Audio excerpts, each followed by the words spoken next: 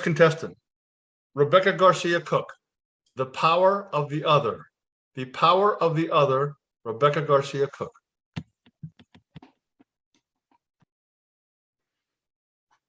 There are moments in life that mark us when what happens outside changes everything inside.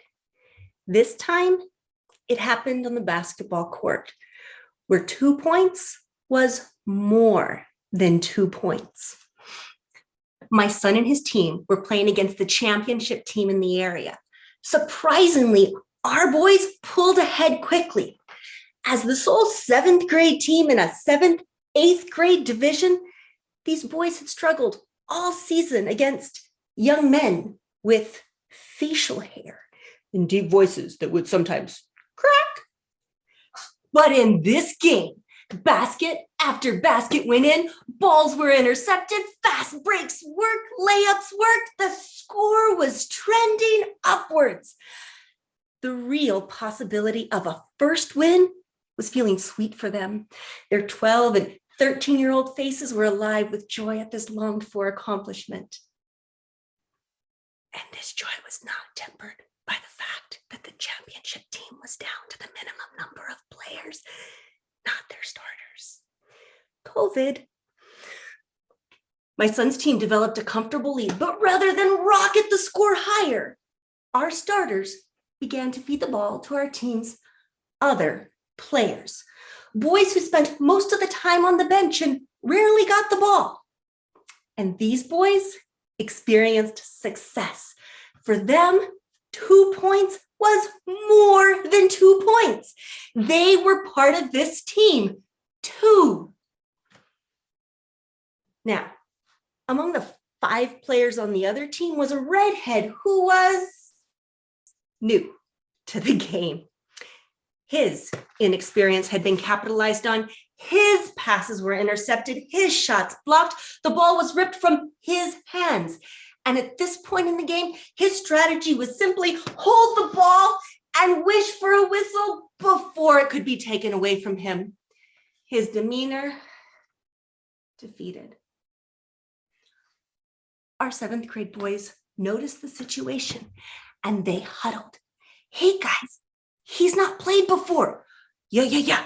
Give him space. Don't steal the ball from him. Hey man, let him shoot. Break. Pass. He gets the ball. No one stole it.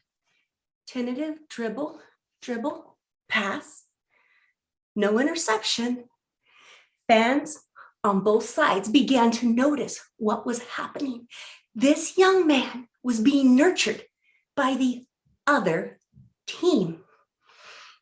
Dribble, pass, shot, he rebounds, he looks for a while, he passes, dribble, shot, he shoots. Well, he makes it, the whole stadium erupts in cheers.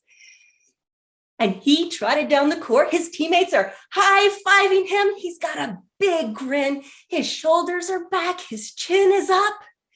For him, 2 points was more than 2 points. Cheering for him, I was reminded of my first 2 points that I scored in a basketball game.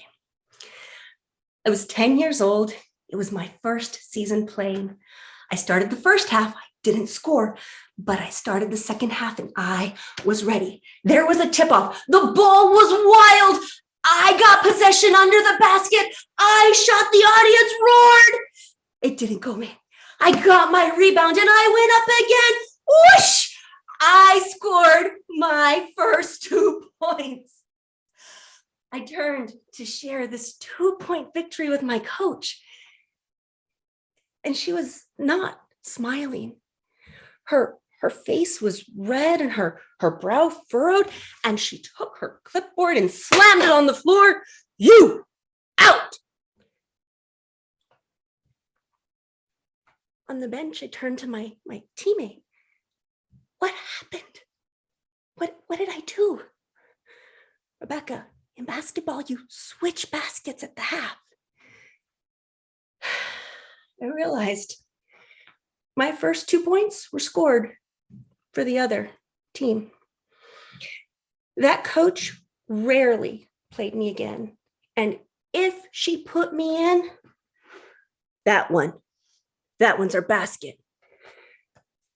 Because of the other, I internalized mistakes were unacceptable, punishable by ongoing humiliation, and the bench. 2 points were clearly more than 2 points. And I, that little 10-year-old girl, decided to stop shooting. Continued to play basketball, dribble, pass, dribble, pass. Wouldn't take the shot. Fast forward to middle school, first game right after the half, and I watched a player on the other team make my mistake. I froze. But there was laughter. Her coach chuckled at new player confusion. She laughed and the game just went on. She kept playing. For her, 2 points was just 2 points because of the other. And because of the other, I considered that maybe I could shoot again. You see, it wasn't 2 points I forfeited in order to protect my heart. It was every risk, every opportunity for years. It was more than 2 points. My junior year of high school, basketball tryouts, varsity coach called me aside. Rebeka, you have a choice. Be on varsity with the other upperclassmen and sit the bench, or stay on JV and start shooting. The reality that I would not shoot, that I would not risk, was seen and accepted. And she offered an opportunity, a challenge really, for me to grow if I was ready. That is the power of the other. The power of the other invites others to risk. The power of the other gives life, but the power of the other can also crush. Know this, you possess this power, the power of the other.